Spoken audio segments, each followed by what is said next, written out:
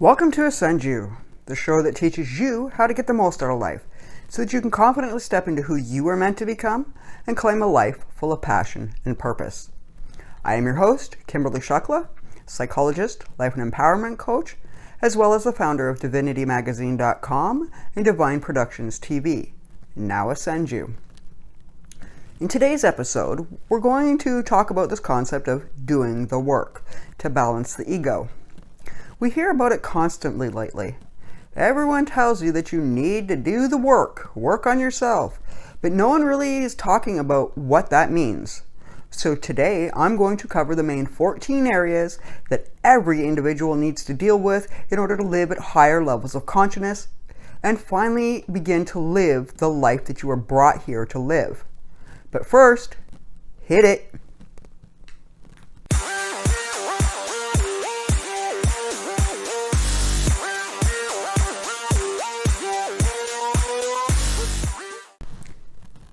The majority of the population has been led astray.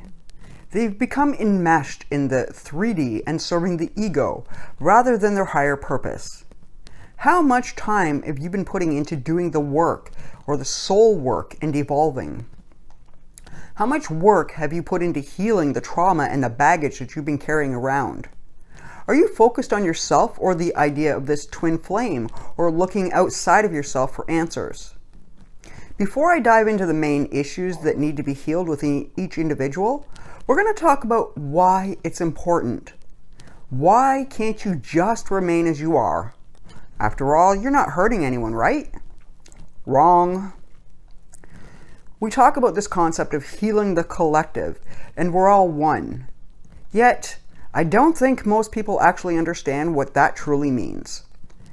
We've all heard it said that we're all energy, and we've all heard about these things called auras. Well, we have an energetic field within our physical bodies, and we also have other energetic fields that surround our body and extend outwards many, many feet from the physical body. Have you ever seen those big, clear, plastic inflated balls that people get into and roll around with?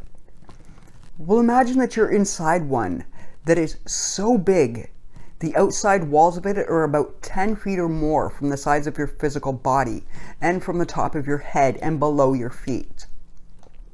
Now, because our thoughts and emotions are also energy, every time we have a thought or emotion, regardless whether it's positive or negative, it goes out and attaches itself to that big old ball around us. Now imagine that everyone you come into contact with is also surrounded by that same big ball around them. What are the chances that your ball is going to come into contact with other balls throughout your day? And keep in mind here that we're not the only ones with these big old energy ball fields around us. Every animal, every plant, the earth, the cosmos, every living being has the same energy field around them. So now, as you go about your day, every time you have a thought, it's attached to this energy field surrounding you. Every time you have an emotion, it is attached to this energy field. And since like attracts like, all energy fields with the same vibration are attracted to each other. As you go about your day, you are bumping into other energy fields that resonate with yours. You are exchanging energy. You are adding to the Earth's energy and the collective energy that all matches yours. And it doesn't even matter if you've stayed home today and never left your house. Inside your house are other energy fields from those who live with you. If even in your apartment building, energy exchanges are going on. Or if you don't open your front door to get the mail, your bubble is touching other bubbles and you're exchanging energy. The air around you, the water you touch, it all has its own bubble. And at each and every moment, we are constantly exchanging energy with each other and other energy on the same frequency. And we like to tell ourselves that our thoughts are our own or our emotions are our own. But have you ever been in a really good mood and you walk into a room where someone else is in a really bad mood and you can just feel it? Everything you think and feel affects someone else and something else. So think about how many negative thoughts and emotions you have in a day. Think about all that unhealed baggage that still carries energy within it. Do you still think that it only affects you? All of that could be affecting me, miles and miles away from you, because it's all up there in your bubble floating around in the universe. Are you starting to see the bigger picture? I want you to keep that in mind as we talk about the big 14 issues that you need to heal and eliminate from your energetic field that's currently affecting not just you, but the whole collective as a whole. Here are the main issues that everyone seems to be struggling with. The things that are unhealed that need to be addressed. These things need to be healed in each person individually in order to heal the collective. The first one is unworthiness. At your core, do you feel that you are worthy of love, respect, or anything beautiful in your life? If you don't feel worthy, others will see you in the same light. Like attracts like. People are conditioned with this ideology that they are somehow not enough. Understand that you are enough.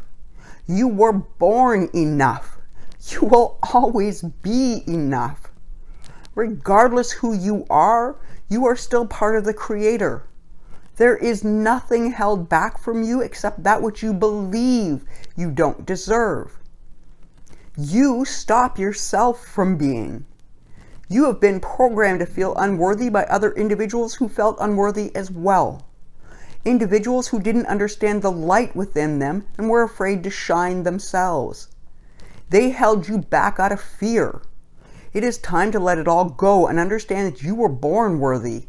You are the master energy. If you believe that God is all powerful, then why do you not understand that you are just as powerful? Because a religion told you to believe that you are less than? Wake up to your soul calling and hear that voice inside of you.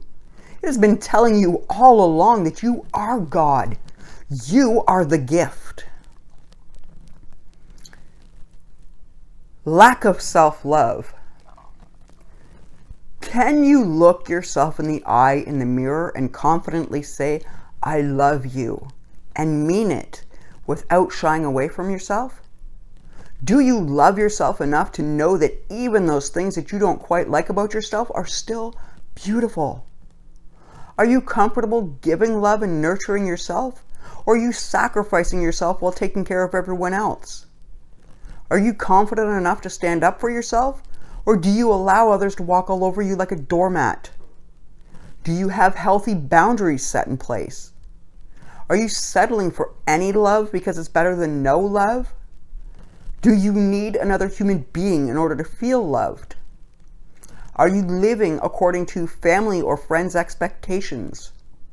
If you're more afraid to disappoint your family and friends with choices that don't feel right to your soul, then you're not loving self. Understand that you don't need outside love and acceptance to be whole. You were born whole and complete. You are love. Start getting to know yourself, your true divine self. Lack of trust. Are you tuned into your own internal intuition? Do you trust yourself fully to make the right choices and decisions? Do you trust the universe to deliver good things to you without getting impatient and trying to control the outcomes? Can you confidently discern who can be trusted and who can't? Or do you group all people together because that one type of person or that one gender hurt you in the past? We've all been through something, and we cannot go through life projecting our own insecurities on others. You are given an internal guidance system called your intuition. It is directly connected to Source. You just need to stop second guessing yourself and start listening to the gut feeling over the voices in your head. Needing validation. Are you confident in who you are? Do you need to manipulate others and cause drama just to get attention? Do you need others to constantly validate you and tell you how wonderful you are, or how beautiful you are, or how loved you are? That becomes a lot of work for anyone. No one needs to constantly validate your existence. You need the inner confidence to know and to be able to validate yourself, and not in a cocky or arrogant way, but in an inner knowing way. Do you think your God sits around looking for validation? Why the hell would you? High expectations. Your expectations of someone else will not match their expectations of themselves. You can support another human being and believe in their best, but at the end of the day, they're going to be uniquely themselves, and that won't always mesh with who you expect them to be. We all come with individual choice of who we want to be in this world. Let go of the need to have others fit into some predefined box, and you won't be disappointed. The only thing you can control in this world is yourself. The only expectations you should have is for yourself. That you will be better today than you were yesterday. Anything else is unattainable. Self-importance. Relationships on all levels are equal give and take. It can't always be about you. Yes, you are important, but you cannot put yourself above all others with ego. It is a recipe for a lonely life. Be a team player and realize that others are just as important as you are. Their thoughts are important, their emotions are important, their needs are important, their desires are important. It is not all about you, princess. Let others express themselves without constantly being interrupted. Don't just listen for another to finish talking so that you can start talking about yourself. There is no connection and understanding in that. Stop trying to prove that you are better than someone else. You have nothing to prove. Your Creator sees what you're doing. Is that not good enough? The only person you should ever try to be better than is the person that you were yesterday. Judgment. The things you judge in another person are the exact things that you are afraid to face in yourself, and are exactly what are needed for your soul growth. That person who irritates you the most is your greatest teacher. Don't be quick to criticize another person. Catch yourself judging and then immediately ask yourself, why am I judging? What is it about this person that I'm reacting to? Do I have these same qualities? Do I have childhood wounding surrounding these issues? Be brutally honest with yourself, or ask a trusted friend. Look for the good in another. See the God in others instead of always being ready to see the bad and pick it apart. Realize that energetically, you are them and they are you, unified vibrationally. If they are a part of your reality within your energetic field, then their energy matches yours. You manifested them. Ask yourself why. Loneliness. Are you comfortable being your own best friend? Can you be alone by yourself for long periods of time? Or are you the person who needs to be around others constantly so you don't feel alone? You're never alone. You are always surrounded and supported by those you can't even see. If you're lonely, it's because you've bought into the human conditioning where everything has to be physical. Jealousy. How do you react when you see another woman or man flirting with your partner? Do you fly off the handle and start drama? Or are you the person who laughs it off and is confident in themselves? Do you get jealous of other people's successes? Are you always looking for reasons and ways to rip another person down if they have something that you don't? Jealousy is an ugly quality for anyone to deal with. There is healthy jealousy, and then there's straight up batshit crazy. Lust. Are you able to calm your desires? Are you out there sleeping with multiple people looking for love and acceptance? Do you think you need sex to feel whole? Are you the type of person who sleeps with your friends' partners? Are you always going after married people? Are you always wanting what others have? Or are you the person who is comfortable and competent in themselves and are able to say no and wait for the right person? You are always going to be tempted in one way or another. How do you deal with that temptation? And it's not just temptation with another person. It's temptation and desire on all levels. Desire leads to pain and suffering. Learn to transcend your lust for humans and material possessions. Codependency. This is a huge one. How dependent are you on others to get your needs met on emotional, physical, financial, or spiritual level? If your partner were to end the relationship today, would your world end? Do you need someone financially to survive? Are you capable of equal give and take? Do you have your own set of friends from each other? Are you dependent on your children financially or emotionally? Have you turned them into a replacement spouse? Are your children doing everything for you that a partner would typically do? Have you created emotional hostages of your children where they always have to feel the need to take care of you in one way or another? Codependency also encompasses the need to hold on to certain beliefs about yourself and the world around you in order to feel safe and accepted. It's also being tied to a certain religious belief because you're afraid to question things for yourself and find your own truth, or because you're afraid of what someone else might think or say about it. If there is a fear around letting something go, then there is a codependence to it. Codependency is also the need to find answers everywhere else but within yourself. Are you the person who is dependent on tarot readings to tell you how to live your life? Are you dependent on a certain ideology? Are you afraid to step out of your comfort zone and take a leap of faith because of what someone else might think of you? 12. Wanting to be saved.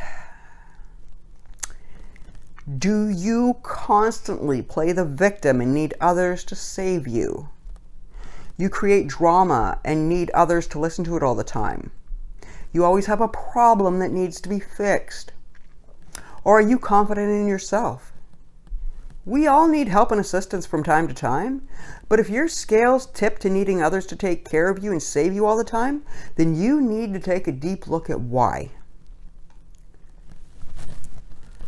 13. Control issues. And here's another big one. There are 3 kinds of business happening around us at all times. There's the universe's business, to which we have absolutely no control over. We just have to flow with things with no preconceived expectation of a desired outcome or having to have things on our own desired timeline or in a way that we demand it. Then there's other people's business. You cannot control another human being. You cannot control their thoughts, behavior, or emotions. They have free choice and will to do as they see fit for them. And we have our own business. The things directly related to us and within our control. And of these 3 things, this is the only one that we have any control over. You can only control yourself. Your thoughts, your reactions, your emotions, your behavior. If you need to control and manipulate others to get your way, you're going to be very disappointed because control is an illusion. It does not exist. And finally, needing power over another. Are you the kind of person who needs to belittle another and break them down so they comply with your demands and needs? Are you emotionally balanced, or are you the type of person to throw tantrums and throw objects and scare people into staying with you? Do you control the finances? Are you constantly broke and not taking care of finances, ensuring that someone will have to stay with you? Do you buy things for people and then hold that over their heads, or continually remind them of what you've done for them? Do you manipulate people into getting your own way? Power is a lot like control. It's an illusion. Power is internal, not external. It's personal. You can have your own power over yourself, but over no one else.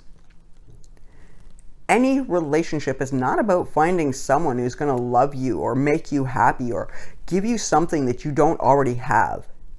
It's about growing yourself and your own capacity to love yourself first. Without that, you'll never be able to truly love another. It is about becoming more of who you are authentically at your core, and doing the necessary clearing out of baggage and conditioning, and embracing the beautiful colors of who you are or have been unable to look at. When you take the journey of working on yourself, you arrive at a place of deeper intimacy where you're able to fully open up your heart and share your gifts with the world. This journey through life and ascension is not about driving yourself insane, wondering about somebody else, like a twin flame connection or a relationship or what you're doing right or wrong. It is about you, healing you and becoming who you are at a core level, and then living a life full of passion and purpose for yourself. If you have not already done so, I encourage you to watch the episode on the Divine Feminine and Divine Masculine. You're going to find more areas within yourself that need to be healed and released in order to grow and connect with your core essence. If you know others who are struggling as well, especially with this concept of doing the work, please share this episode with them.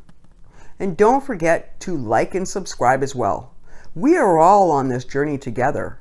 Our mission is to serve humanity by helping each other heal their wounds and reach their true potential, to drop the veil on the illusions and to help set you free. Also, if you would like me to cover a specific topic, please tell me about it in the comments below. I'm here to help you grow and evolve. And I can only do that if we're talking about the things that you're struggling with and what matters most to you. Tell me how I can help you evolve and become all that you're meant to become. As always, I wish you love, peace, joy, and laughter. Namaste.